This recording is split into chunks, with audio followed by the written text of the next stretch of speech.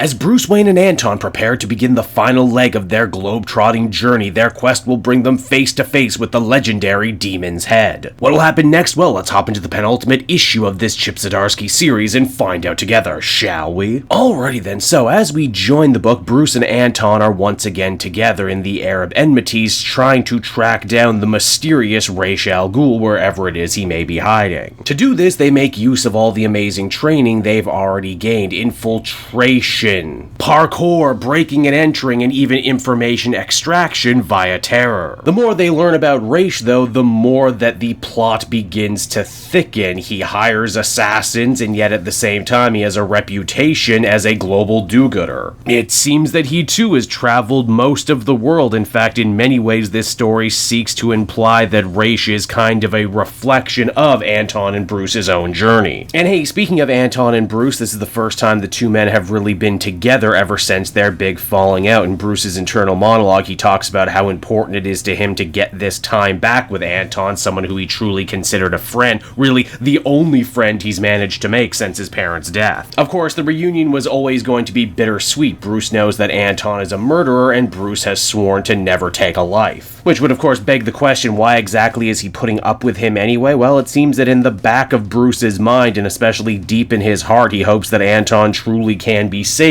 and that he can be the one to do it. Now, after trekking through 40 miles of the Abu Dhabi desert, Bruce and Anton end up coming upon a secret hidden city. This place is called Lazarus City, and it seems that Ra's and his followers built it to be a technological and environmentally friendly city of the future. Because yeah, much like he's shown in other continuities, this version of Ra's is one very much dedicated to saving the world from itself. In fact, when Ra's meets the two young boys, he says that while they have an incredible amount of potential between the two of them, they've ultimately been thinking too small, only been thinking about vengeance in the here and now. While Ra's actively hopes to use his money and powers and gifts to change the world for the better. And he says that if Bruce and Anton agree to join him on this crusade, he will teach them secret techniques that the world has long since forgotten. So naturally, Anton and Bruce decide to stick around and see what Ra's al Ghul is selling. What is particularly interesting here is how Chip Zdarsky chooses to play Talia al Ghul, Ra's daughter. She actively hates them both at first sight and says that they're nothing more than spoiled backpackers standing in between her and her true destiny. Also, while Bruce is very much put off by her at first, Anton admits that he likes her right away, again implying that he has a bit of a psychotic streak, and also reminding us that much like in the main continuity, Ghostmaker's a bisexual man. It's here too Bruce's detective instincts end up kicking in. There's just so much about Ra's al Ghul and his operation that make no sense. I mean, if he has all this money and all these loyal followers and all of these resources, why the hell would he care what Bruce and Anton did with their time? That's why when their training begins, Bruce goes out of his way to try and unpack the man while also learning deep ancient secrets about potions that can help you heal super fast, and endurance exercises that make you damn near impervious to pain, not just the physical kind, but the spiritual and mental kind too. Still though, Bruce isn't quite there as a detective yet, and when he can't fully riddle out what exactly it is Ra's al Ghul is after, he decides that he's had enough and sticks up to Ra's by challenging him to a sword fight. This is totally awesome because they basically end up recreating the shirtless sword fight from the classic Denny O'Neil era of Batman comics that Ra's al Ghul first debuted in, but they're not nearly as hairy as they were back in that era, so you know, 0 out of 10. I say that as a man with a full carpet on my chest who wants nothing more than a little superhero representation for myself. Obviously, Bruce picking this fight half-cocked means he loses. Ra's doesn't kill him, but he does deal him a mortal wound. Thankfully, this is a good opportunity for Bruce to try one of those brand new Bialian potions Ra's was going on about. It works like a charm, but more importantly than that, picking a fight with Ra's actually ends up making him an ally in the form of Talia, who falls head over heels in love with him because, well, no one talks to Ra's like that. Not the least of which Talia, who has been probably dying to tell her father off for years. In fact, Talia assumes maybe that's why Ra's has taken such an interest in young Bruce Wayne. He has so many flunkies, so many people who kiss his ass and tell him everything he wants, but Bruce isn't like that. He's a rebel, but he also has such a sense of compassion to him. Now, Anton is similarly skeptical of Ra's al Ghul, so much to the point he sneaks out of his room in the night and ends up seeing that Lazarus City is stockpiling a bunch of missiles. It's also here he ends up coming face to face with with Zumas, yet again the assassin from the previous issue. Anton passes no judgment on the missiles, he says that's more Bruce's thing. It's also made very clear that while Talia is more or less backing Bruce now in the eyes of her father, Zumas has chosen to back Anton. Which ends up making a lot more sense when the next day we discover what the final test Raish is giving to Bruce and Anton actually is. Essentially what the demon head has been doing this whole time is trying to find the man who will end up succeeding Zumas as his strong right hand. Both Bruce and Anton have traveled the world, learned many great secrets, and perhaps have learned the extra hidden secret that it took Raish al Ghul so many years to fully understand. In fact, he basically ends up saying what I had said several videos back, and that is that all the different masters that Bruce has trained under since his journey have begun were all amazing individuals in their own realm. But all of them were also cowards too, who ended up hiding away and not using their amazing skills to try and make the world a better place, like Raish vows to do. And of course, you can't have two strong right hands, so it looks like whoever is going to pass this test is the one who's going to be willing to kill the other. Naturally, Bruce refuses to pick up a sword against his friend Anton, but Anton does not return to him the same courtesy. The man who would be Batman may have refused to kill, but he also refuses to die too, and saying that if this will be the end of him, then he plans to die on his feet, giving it all he's got as the comic comes to an end. And so that was Batman the Night issue number 9, everybody, and once again I thought this was another truly wonderful tour de force issue. Making Raish al Ghul this kind of aged reflection of Bruce and Anton's own personal character journeys, while pretty obvious, is still no less genius. I think this issue too also tries to speak to Bruce's own sense of compassion. He truly thinks that he can save Anton. He likes Talia even though he doesn't really feel like he can trust her. I think this issue also really tries to focus on the idea that one of the greatest things about Batman and one of the most annoying things about Batman is how truly uncompromising he is. In the eyes of people like Raish al Ghul, that inability to compromise, especially on killing people, is always going to be seen as a weakness, but for Batman, he knows that it's one of his greatest strengths. Overall, really loved this one, cannot wait to see how it ends. I would say at this point, it's easily a shoo-in for my top 10 best of the year list, which is why it gets another very much deserved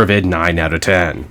Hey there everyone, Cape Joel again, and I want to thank you so much for watching to the end of the video. As always, if you liked what you see, be sure to like, subscribe, comment. It really helps drive engagement and helps me out too. Also, if you are a patron, which you can become for as little as $1 a month, you will get exclusive content that no one else can ever see, and you'll get to see the Comic Multiverse podcast before anyone else too. You can check out all this and more down in the description. And until next time everyone, this has been Cape Joel, and I'll see you all next time. Cheers.